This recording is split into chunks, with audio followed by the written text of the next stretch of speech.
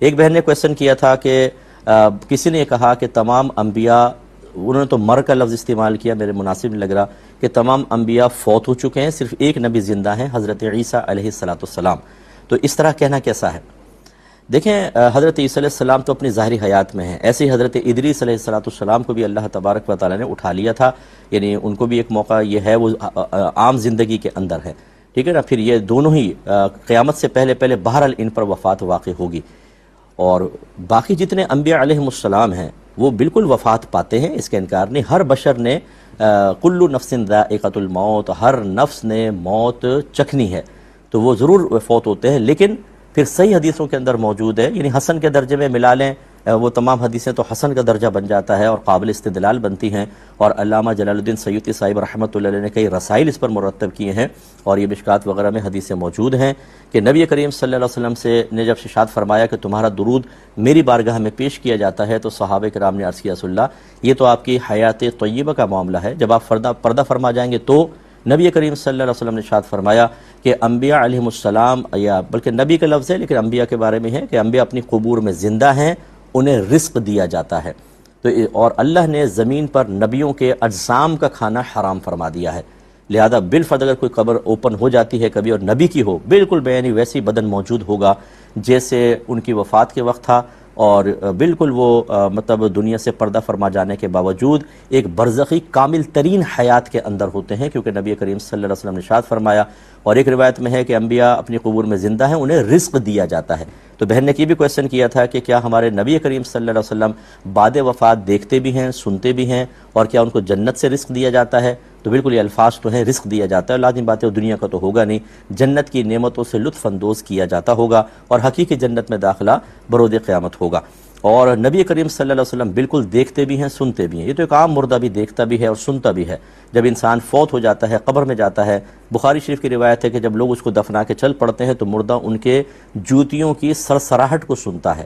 پھر آپ دیکھیں کہ فرشتوں کی آواز کبھی آپ نے سنی ہے؟ نہیں، لیکن مرنے کے بعد منکر نکیر آئیں گے، وہ فرشتے ہوں گے، آپ ان کو دیکھیں گے بھی، ان کی آواز بھی سنیں گے، ان کو جواب بھی دیں گے، اس کا مطلب ہے آپ بولنے پر بھی قادر ہوتے ہیں۔ اور یاد رکھیں کہ نبی کریم صلی اللہ علیہ وسلم کا پردہ فرمانا یہ ایک جیسے دیگر انبیاء علیہ السلام کے میں نے عرض کیا عارضی طور پر ہے، جو بھی آپ کے پاس مزار پہ حاضر ہوتا ہے آپ اس کو ملاحظہ فرماتے ہیں، اس کی گفتگو کو سنتے ہیں۔ اور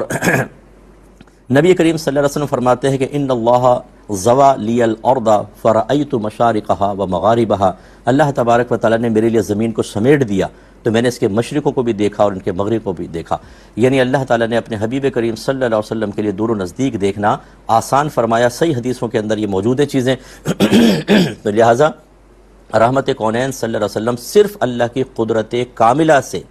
دور و نزدیک کی آواز بھی سن سکتے ہیں۔ یہ بعض بھائی کہتے ہیں کہ یہ شرک ہو جائے گا کیونکہ دور کی آواز تو اللہ ہی سن سکتا ہے، جیسے ملتان میں کوئی بیٹھا ہو آپ یہاں سے پکاریں، کیا وہ تمہاری آواز سنے گا؟ تو بس اس کا مطلب ہے کہ جب دور کی آواز آپ کہیں گے کہ کوئی بندہ سن سکتا ہے تو یہ شرک ہو جائے گا، کیونکہ دور کی تو آواز اللہ ہی سن سکتا ہے۔ لیکن ہمارے اکابرین نے فرمایا کہ اللہ تعالیٰ صرف قریب کی آواز سنتا ہے، دور کی نہیں۔ وجہ اس کی یہ ہے، یعنی یہ نہیں کہ دور کی سن نہیں سکتا، مراد یہ ہے کہ پہلے یہ ثابت کریں کہ اللہ تبارک و تعالیٰ کسی مخلوق سے دور ہے۔ اللہ تو قرآن میں فرماتا ہے کہ اللہ شہرک سے زیادہ تمہارے قریب ہے، شہرک سے زیادہ قریب ہے، تو وہ تو صرف قریب کی آواز سنتا ہے، دور تو وہ اللہ کو جسم کو رکھتا ہے کہ دور ہو اللہ تعالیٰ، اللہ کے لیے دور و نزدیک نہیں ہے، ہاں مخلوق کے لیے ہے، بشر کے لیے ہے۔ ہمارے نبی بشری تقاضے کے تحت ہم سے جسمانی لحاظ سے دور ہیں، لیکن اس میں محتاط جملہ یہی ہے جو میں آپ کی خدمت میں عرض کر رہا ہوں کہ جب کوئی دور سے نبی کریم صلی اللہ علیہ وسلم کی خدمت میں سلام عرض کرے تو اللہ تعالیٰ اپنی قدرت کاملہ سے ہماری آواز کو وہاں تک پہنچا دیتا ہے، اور جب پہنچاتا ہے تو نبی کریم صلی اللہ علیہ وسلم سن بھی لیتے ہیں۔ یہ کرنا چاہیے۔ آپ کہتے ہیں جو دور و نزدیک سے سن لیتے ہیں اور قدرت کاملہ کا مفہوم ذہن میں نہیں ڈالتے، اس سے پھر ایک بحث کا سلسلہ شروع ہوتا ہے کہ یہ کیسے ہو سکتا ہے کہ ایک آدمی دور سے سن لے، حالانکہ خود اچھا اگر یہ بھی کہیں تو ناجائز نہیں ہے، لیکن یہ زیادہ محتاط ہے جو میں نے عرض کیا۔ حضرت سلیمان علیہ السلام اپنے لشکر کے ساتھ تشریف لے جا رہے تھے، وادی نمل میں پہنچے، ایک چونٹی جو مفسرین نے فرمایا 3 میل کے فاصلے پر تھی، 3 میل کے فاصلے پر، اور اس نے اپنے ساتھیوں سے کہا کہ فوراً اپنے بلوں میں داخل ہو جاؤ کیونکہ سلیمان اپنے لشکر کے ساتھ آ رہے ہیں، ایسا نہ ہو کہ بے خیالی میں تمہیں کچل دیں۔ تو اللہ تعالیٰ فرماتا ہے کہ سلیمان اس کی بات سن کر مسکرا دیے، دھک فرمایا آپ نے، آپ اندازہ کریں انبیاء علیہ السلام کو اپنے اوپر قیاس کرنا کہ جی وہ بشر ہوتے ہیں اور ہم بھی بشر ہیں، تو جیسے ہمارے بشری تقاضے ہیں، عوارضات ہیں، نقائص ہیں، ایسے ان کے ساتھ ہوں گے، ایسا نہیں۔ نبی کریم صلی اللہ علیہ وسلم تو بخاری کی صحیح ترین روایت ہے، سب پڑھتے پڑھاتے ہیں، ہر مکتبہ فکر پڑھتا پڑھاتا ہے، سوائے اس کے جو بخاری کو نہ مانے۔ تو اس میں نبی کریم فرماتے ہیں کہ خدا کی قسم میں تمہیں اپنے پیچھے سے ایسے ہی دیکھتا ہوں جیسے اپنے سامنے سے دیکھتا ہوں۔ ایسے سرکار کو اللہ تعالیٰ نے کرم رہا۔ اسی طرح سرکار نے فرمایا کہ واللہ لا یخفی علی خشوعکم ولا رکوعکم، خدا کی قسم مجھ پر نہ تمہارا خشوع خضوع مخفی ہے نہ تمہارا رکوع مخفی ہے۔ یعنی یہ نماز کے اندر سرکار نے فرمایا، نماز پڑھا رہے تھے، کسی نے رکوع سجود میں کمی کی تو پھر سرکار نے پلٹ کے فرمایا کہ تمہارا نہ خشوع مجھ پر مخفی ہے نہ رکوع مخفی ہے۔ خشوع خضوع کسے کہتے ہیں؟ یہ تو قلبی کیفیت کا نام ہے۔ اس کا مطلب ہے نبی کریم صلی اللہ علیہ وسلم بعطاء الہی اپنے غلاموں کی قلبی کیفیات پر بھی واقف ہیں۔ یہ سب اللہ کی قدرت کاملہ سے ہے۔ آج آپ گوگل کے اوپر ایک چیز لکھیں، کلک کریں، 1 منٹ کے اندر 60 کروڑ 70 کروڑ 1 ارب کے قریب رزلٹ آئیں گے، اور ساتھ ہی ٹائم بھی لکھا ہوگا، دیکھیے گا سیکنڈ کا بھی کتنا حصے کے اندر پوائنٹ سم تھنگ اتنے میں، اتنی تیزی کے ساتھ سرچنگ ہو رہی ہے۔ اور آپ ایک کال ملاتے ہیں، فوراً امریکہ میں گفتگو ہو جاتی ہے، ویڈیو کال کرتے ہیں ہزاروں میل دور، آج آپ بیٹھ کر دیکھ سکتے ہیں، یہ ڈیوائسز کے ذریعے ہے۔ اب میں آپ سے پوچھتا ہوں کہ ڈیوائس زیادہ قوی ہے کہ میرے رب کی قدرت؟ اور جبکہ دلائل بھی موجود ہیں، اگر صرف عقلی لحاظ سے ثابت کرتے ہیں نا الگ بات ہے، تو انبیاء علیہ السلام دور و نزدیک کی آوازیں سنتے ہیں، اللہ نے ان کو بڑی قدرتیں دی ہیں، بہت سی چیزیں دور سے وہ دیکھتے ہیں، ملاحظہ فرماتے ہیں۔ لہٰذا کوئی مانے ٹھیک، نہ مانے تو بحث نہ کریں، کوئی نہیں تسلیم کرتا ٹھیک ہے، آپ کی مرضی ہے، کوئی مسئلہ نہیں، لیکن ہمارے پاس بالکل دلائل موجود ہیں، اور قرآن و حدیث کے قوی دلائل موجود ہیں کہ اللہ تعالیٰ عام لوگوں سے زیادہ انبیاء علیہ السلام کو طاقت و قدرت عطا فرماتا ہے۔ یہ کہتے ہیں کہ قضا نمازوں کا اگر ہم حساب کر کے پھر یوں کر لیں کہ پہلے ساری زندگی کی فجر ادا کر لیں پھر ظہر اثر وغیرہ، تو کیا حکم شرع ہوگا؟ دیکھیں دونوں طریقے بالکل ٹھیک ہیں، چاہے آپ ایک دن کی ترتیب سے نماز ادا کریں، فجر ظہر عصر مغرب عشاء اور وطر، یا ساری پہلے فجر ادا کر لیں پھر ظہر پھر عصر۔ نفس کی اصل میں رغبت کا معاملہ ہوتا ہے، نفسیاتی مسئلہ ہوتا ہے، بعضوں کو اس میں سکون ملتا ہے، بعض اس میں آسانی محسوس کرتے ہیں، جو آپ کو آسان لگے، دونوں طریقے بالکل درست ہیں۔ جماعت میں جب ہم امام کے پیچھے نماز پڑھ رہے ہوں تو کیا ہمیں الحمد پڑھنی ہوگی؟ خصوصاً کہتے ہیں فجر میں لوگ کہتے ہیں کہ پڑھنی ہے، ضروری ہے۔ دیکھیں ایسا بالکل بھی نہیں ہے، ہمارے نزدیک یہ حدیث بالکل صحیح اور اسی پر عمل ہے کہ قراءۃ الامام قراءۃ لہ، امام کی قراءت مقتدی کے لیے بھی قراءت ہے۔ اور یہ جو کہا جاتا ہے کہ لا صلاۃ الا بفاتحۃ الکتاب، حدیث ہے کہ سورہ فاتحہ کے بغیر نماز نہیں، اس سے مراد ذات نماز کی نفی نہیں، کمال نماز کی نفی ہے۔ جیسے نبی کریم نے فرمایا لا ایمان لمن لا امانت لا، بالکل اسی ترکیب کے اوپر یہ بھی ہے، جو امانت دار نہیں اس کا ایمان نہیں، لیکن کوئی بھی اس کا قائل نہیں کہ کوئی خیانت کرے گا تو کافر ہو جائے گا، اس کا مطلب یہ ہے کہ اس کا ایمان کامل نہیں۔ اسی طرح یہاں نماز کامل نہیں، اس لیے ہم یہ کہتے ہیں کہ سورہ اور یہ اب یہ فرق دیکھ لیجئے اس میں، یہ جو حدیث ہے کہ لا صلاۃ الا بفاتحۃ الکتاب، یہ امام کے لیے ہے یا منفرد اکیلے نماز پڑھنے والے کے لیے ہے؟ اور جماعت کے لیے یہ ہے قراءۃ الامام قراءۃ لہ۔ اس کا مطلب ہر چیز اپنی جگہ سیٹ ہو گئی۔ جب آپ اکیلے ہیں تو سورہ فاتحہ اور اس کے ساتھ سورت ملانی ہوگی، اگر آپ امام ہیں تب بھی آپ پہ ہم پڑھنا واجب ہے کیونکہ آپ تو امامت کر رہے ہیں، لیکن اگر آپ مقتدی ہیں تو پھر امام کی قراءت آپ کی قراءت ہے۔ تو فقہ حنفی کے مطابق کوئی سی بھی نماز ہو، اگر آپ امام کے پیچھے الحمد یا سورت ملائیں گے تو گناہ گار ہوں گے، اتنی دیر ہمیں خاموش رہنا ہوگا۔ اگر جہری نماز ہے قراءت سنیں، سری نماز ہے اتنی دیر بس آپ خاموش رہیں، پڑھنا کچھ نہیں ہوتا ورنہ گناہ گار ہوں گے۔ یہ کہتے ہیں کہ آپ نے بتایا تھا کہ فرض کی تیسری اور چوتھی رکعت میں قراءت نہیں ہوتی، یعنی اگر آپ پڑھنا چاہیں تو الحمد شریف پڑھ لیں، یہ مستحب ہے، ورنہ 3 بار سبحان اللہ بھی کافی ہے۔ لیکن کیا وطر، سنن اور نوافل کی ہر رکعت میں سورت ملائی جائے گی؟ بالکل ملائی جائے گی۔ اور دیکھیں یہ ایسے بنیادی مسائل ہیں کہ یہ تو آپ کو پوچھتے ہی نہیں چاہیے، یہ تمام سننے والوں سے گزارش ہے کہ آپ ذاتی طور پر کوشش کر کے پوری نماز کو اچھی طریقے سے اور دیگر ضروری مسائل کو بھی سیکھتے رہیں۔ یہاں پہ بھی آپ کویسچن کر سکتے ہیں، لیکن صرف ہمارے بتائے ہوئے نماز یا وضو سے متعلق 1-2 کویسچنز کے آنسرز جو ہیں وہ آپ کے لیے فرض علوم کے حصول کے لیے یقیناً ناکافی ہیں، باقاعدہ علم سیکھنا ہوگا۔ تو بہرحال آپ نے کویسچن کر لیا تو ہم جواب دے رہے ہیں کہ سنن ہوں یا نوافل ہوں، اور سنتوں میں غیر موقدہ ہوں یا موقدہ ہوں، اسی طرح وطر، ان سب میں ہر رکعت میں الحمد شریف بھی پڑھی جاتی ہے اور اس کے ساتھ سورت بھی ملائی جائے گی، دونوں واجب ہیں۔ جبکہ فرض میں صرف پہلی 2 رکعتوں میں قراءت واجب ہے، اس اعتبار سے کہ الحمد بھی پڑھیں گے آپ اور سورت بھی پڑھیں گے، اور تیسری اور چوتھی میں صرف الحمد کا پڑھنا مستحب ہے، یعنی افضل ہے۔ اگر آپ الحمد کے ساتھ جان بوجھ کے سورت ملا لیں تب بھی گناہ نہیں ہے، نہ سجدہ سہو ہے، اور اگر آپ نہ الحمد پڑھیں نہ آپ سورت پڑھیں بلکہ 3 بار سبحان اللہ سبحان اللہ سبحان اللہ بھی کہہ لیں، یہ بھی کافی ہے، لیکن الحمد شریف پڑھنا مستحب اور افضل ہوتا ہے۔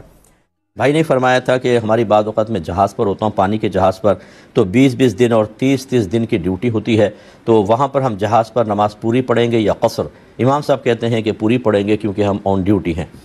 دیکھیں، پہلی بات تو یہ کہ قصر یا عدم قصر یعنی پوری نماز کا تعلق آن ڈیوٹی ہونے یا آن ڈیوٹی کے آف ہونے سے نہیں ہوتا۔ اگر میں کسی شہر میں جاتا ہوں اور ایک ہفتے کے لیے وہاں قیام ہوتا ہے اور ڈیوٹی کرتا ہوں، تو کیا میں پوری نماز پڑھوں گا اس لیے کہ میں ڈیوٹی پر ہوں؟ ڈیوٹی اس کی دلیل نہیں ہے، بلکہ وقت ہوتا ہے۔ اگر آپ کسی سٹی کے اندر پہنچ کر جو قیام کی مطلب وہاں پر وہ قیام ممکن ہو کہ آپ ایک جگہ جاتے ہیں، مثلا کھانے پینے کی چیزیں ہیں، سب چیزیں جیسے ہوٹل وغیرہ کا روم وغیرہ ہوتا ہے، وہاں پر آپ اگر کم از کم 15 دن ٹھہرنے کی نیت کرتے ہیں تو آپ مقیم ہو جاتے ہیں، پوری نماز پڑھیں گے۔ 15 دن سے کم ٹھہرنے کی نیت کرتے ہیں تو آپ مسافر رہیں گے، قصر پڑھیں گے۔ تو اس لیے وہ مقام اگر اسٹے کی صلاحیت رکھتا ہے تو اب اگر آپ پانی کے جہاز میں ہیں تو یہ جہاز تو ٹریول کرتے رہتے ہیں، کبھی ادھر کبھی ادھر، اور وہ مقام کوئی ایسا نہیں ہوتا کہ جہاں پر آپ ٹھہرنے کی یعنی رکنے کی، قیام کرنے کی وہ صلاحیت رکھتا ہو۔ تو ہمارا خیال یہی ہے کہ آپ کو قصر نماز ادا کرنی چاہیے، چاہے آپ بظاہر ایسا ہو کہ ہم 20 دن سمندر میں رہیں گے، 30 دن سمندر میں رہیں گے، لیکن آپ کسی ایسے مقام پر شاید کبھی نہیں پہنچتے ہوں گے جہاں پر آپ آرام سے اتر کر اور وہ مقام قیام کے لیے موافق بھی ہو اور وہاں آپ کم از کم 15 دن ٹھہرنے کی نیت کریں، تو اس لیے وہاں پر آپ کو قصر ہی ادا کرنی چاہیے۔ ایک بھائی نے پوچھا کہ کعبے پر جب پہلی نظر پڑے تو سنا ہے کہ دعا مقبول ہوتی ہے، کیا یہ بات ٹھیک ہے؟ اور اس پہلی نظر کا مطلب کیا ہے؟ بعض کہتے ہیں کہ جب آپ جائیں آنکھیں نہیں جھپکنی چاہیے، کعبہ کے پاس آنکھ جھپک گئی تو بس پھر یہ پہلی نظر نہیں ہوگی، تو کیا حکم شرع ہے؟ اور اسی طرح کہتے ہیں کہ اگر مکے میں 7-8 دن کا قیام ہو اور ہم بار بار حرم میں جائیں تو کیا ہر دفعہ حرم میں جا کر جب کعبے کو دیکھیں گے تو پہلی نگاہ کہلائے گی؟ دیکھیں، احادیث میں یہ بات موجود ہے کہ کعبے پہ پہلی نگاہ پڑے تو انسان جو دعا مانگے اللہ تبارک و تعالیٰ اسے قبول فرما لیتا ہے۔ لیکن اس میں ہر جگہ جب اس طرح قبولیت کا لفظ کہا جاتا ہے، ایک بات ذہن میں رکھیے گا کہ تقدیر مبرم تبدیل نہیں ہوگی۔ اگر اللہ تبارک و تعالیٰ کا ازلی فیصلہ اس کے خلاف ہے تو اللہ تعالیٰ اس کو بعین ہی آپ کی مرضی کے مطابق پورا کر دے، یہ ضروری نہیں ہے۔ ہاں، اللہ تعالیٰ اس کا کوئی متبادل آپ کو دے سکتا ہے، آلٹرنیٹ دوسری چیز دے دے گا، یا آپ کی دعا کو محفوظ رکھے گا اور میدان محشر میں اس کا بہترین بدلہ دے گا۔ اس لیے بعض لوگ ایسے ہوتے ہیں کہ جب حدیث کے اندر کوئی بات آئی ہوتی ہے کہ آپ یہاں دعا مانگے، ان الفاظ سے مانگے، مقبول ہوگی، تو کہتے ہیں مقبول تو ہوئی نہیں، تو انہیں شک پیدا ہوتا ہے کہ شاید یہ حدیث ٹھیک نہیں ہے۔ حدیث اپنے مقام پہ ٹھیک ہے، لیکن قبولیت کی صورتیں اصل میں اس شخص کے ذہن میں نہیں ہوتی ہیں۔ تو بہرحال کعبے پہ پہلی نگاہ پلک جھپکنے وپکنے کا کوئی مسئلہ نہیں ہوتا۔ آپ فرسٹ ٹائم جب کعبۃ اللہ کے پاس جاتے ہیں تو آپ جیسے نگاہ ڈالتے ہیں، چاہے 10 دفعہ پلک جھپک جائے، یہ پہلی نگاہ ہے، آپ دعا فرمائیں، اور اللہ کی رحمت بہت بڑی ہے، اس لیے جب آپ مسجد حرم میں داخل ہوں، جب نگاہ پڑے آپ دعا مانگے، اللہ تبارک و تعالیٰ برکات سے نوازے گا۔ اس کی نظیر یوں ہم کہہ سکتے ہیں، خیر یہ قیاسی مسائل نہیں ہوتے، لیکن دلالت النص سے ہم یہ مطلب سمجھ سکتے ہیں کہ نبی کریم صلی اللہ علیہ وسلم نے فرمایا کہ جو اپنے ماں باپ میں سے کسی کو محبت کی نگاہ سے دیکھے تو اللہ تبارک و تعالیٰ اسے ایک مقبول حج کا ثواب عطا فرماتا ہے۔ صحابہ کرام نے عرض کیا، رسول اللہ اگر کوئی دن میں 100 مرتبہ دیکھے، فرمایا اللہ کی رحمت بہت بڑی ہے۔ تو اسی طرح اس پہ قیاس کر لیں، یا دلالت النص سے یہ فیصلہ کر سکتے ہیں کہ پہلی نگاہ جب آپ داخل ہوں تو پہلی نگاہ دعا مقبول، تو اللہ کی رحمت بہت بڑی ہے، آپ دعا مانگا کریں۔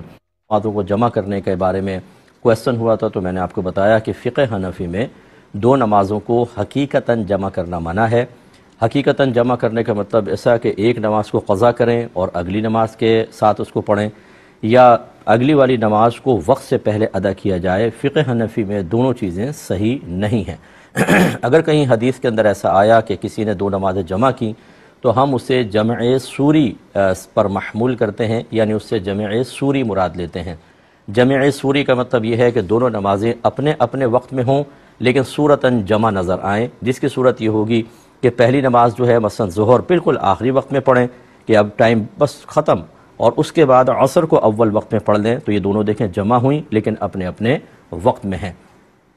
ہاں، یہ جو میدان عرفات میں ظہر و عصر ملائی جاتی ہے، اس میں بھی ہمارے علماء احناف یہ کہتے ہیں کہ حاکم اسلام کی موجودگی اس میں شرط ہے، تو وہ نہیں ہوگا۔ باقی رہا جو مزدلفہ کے اندر مغرب اور عشاء ملا کے پڑھی جاتی ہے کہ مغرب کو نکال دیتے ہیں اور عشاء میں، وہ چونکہ صریح حدیث موجود ہے کہ صحابہ نے مغرب کی نماز ادا کرنا چاہیے، سرکار نے روک دیا اور سفر کرتے رہے، پھر نماز ادا کرنا چاہیے، سرکار نے روک دیا اور فرمایا کہ ہم مزدلفہ میں اس کو عشاء کی نماز کے ساتھ ملا کر پڑھیں گے، تو اس کو اس پر محمول کیا جاتا ہے کہ اس وقت کوئی ایسی وحی نبی کریم صلی اللہ علیہ وسلم پر نازل ہوئی جس میں آپ کو بتایا گیا کہ یہ نماز تو آپ کو عشاء کے ساتھ ملا کر ہی پڑھنی ہے۔ اور اس میں قضا نہیں ہوتی، اسی لیے وہ جب آپ مزدلفہ پہنچ جاتے ہیں، یعنی عرفات سے مغرب کے بعد نکلے اور مزدلفہ پہنچے، پھر عشاء کے ٹائم میں دونوں نماز ادا کرتے ہیں، اور دونوں کو ادا کی نیت سے ادا کیا جاتا ہے، پہلے مغرب اور اس کے بعد عشاء۔ اس کے علاوہ جتنی بھی ہیں نمازیں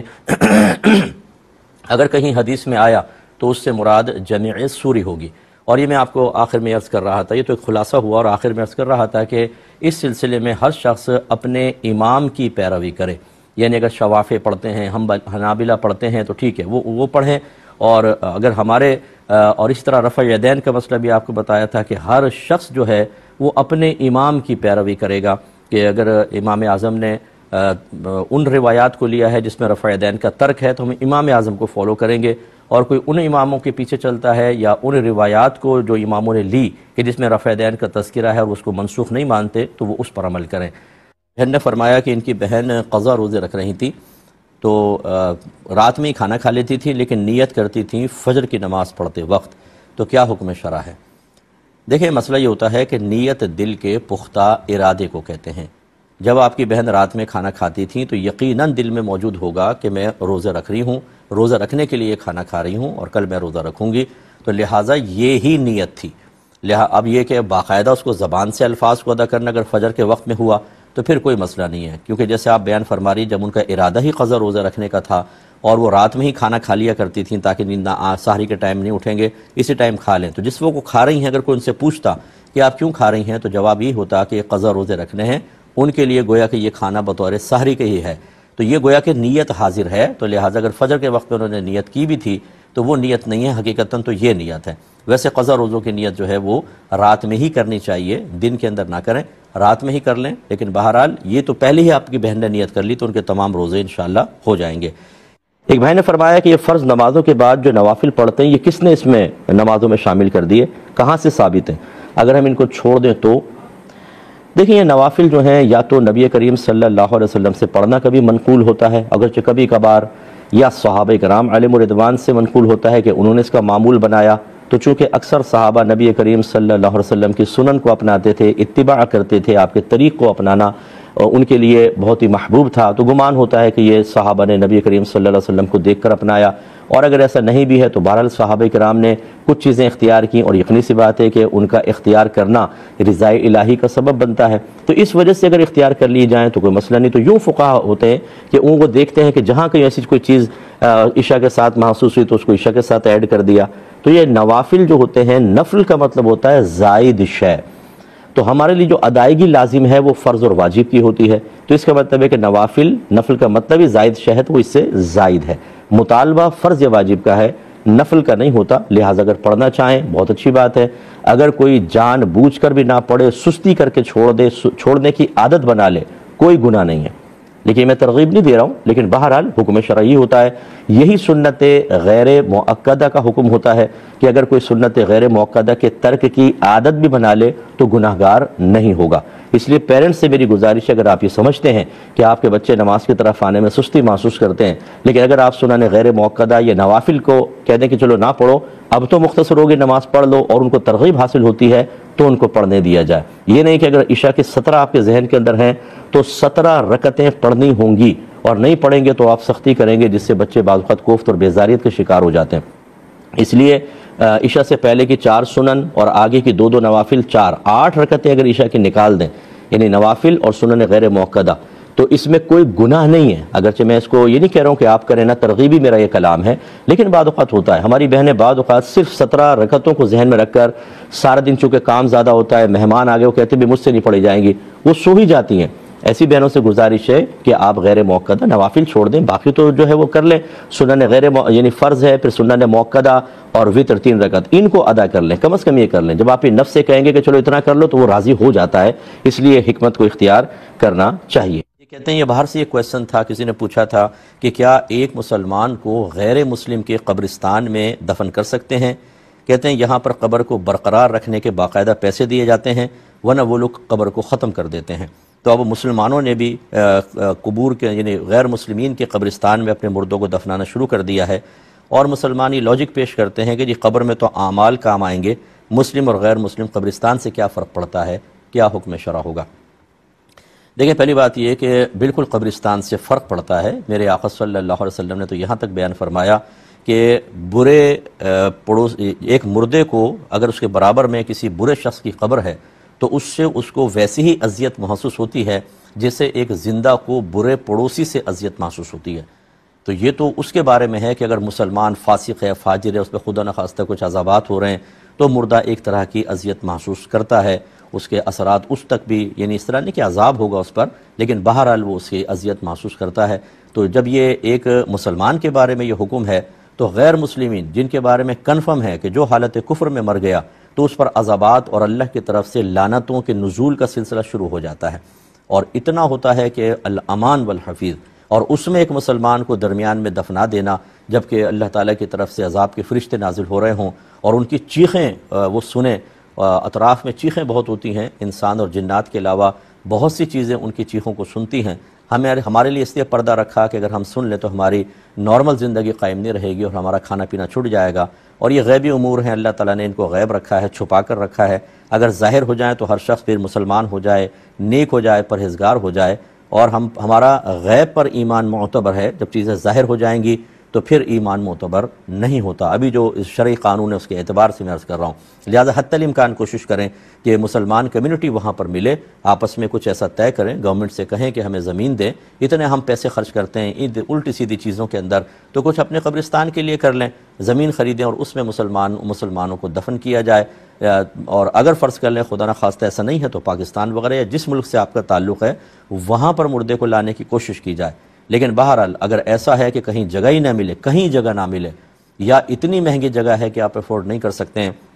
تو ایسی صورت میں پھر آخری صورت پھر یہی رہ جاتی ہے. پھر میں یہی کہوں گا کہ باہر کے مزے لوٹنے والے کے لیے اس کو ایک برا انجام، یعنی برا انجام سے مراد معاذ اللہ عذاب نہیں کہہ رہا ہوں، بلکہ آخری مرنے کے بعد کتنی اذیت ناک صورتحال ہے. اس سے بہتر ہے کہ اپنے ملک میں انسان رہے. لیکن بہرحال وہاں رہنا کوئی ناجائز ہم نہیں کہتے ہیں، تو کوشش یہی کریں کہ اپنے مسلمانوں کے قبرستان میں دفن کریں. اور فرض کر لیں کہ اگر یہ صورتحال ہو کہ پیسے نہ دیں تو وہ خود ہی قبر کو ختم کر دیں گے، یہ زیادہ بیسٹ ہے. اس سے بہتر کہ آپ غیر مسلمین کے قبرستان میں دفنائیں.